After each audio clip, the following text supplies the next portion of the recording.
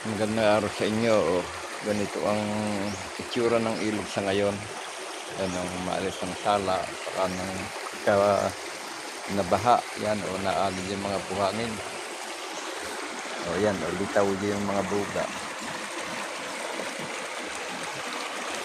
Yan, malinaw. Kung alisin ko yung harang dito sa baba, yung luminaw na siya. O hindi na naiipon yung mga burak. Yan o litaw na ang mga lupa. O yan.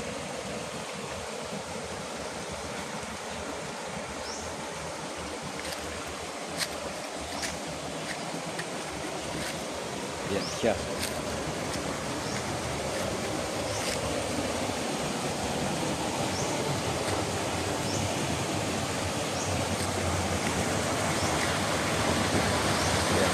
Yan kalinaw.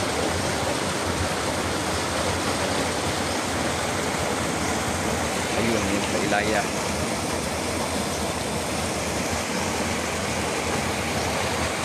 Yan, marami ng tamakuling lupa doon.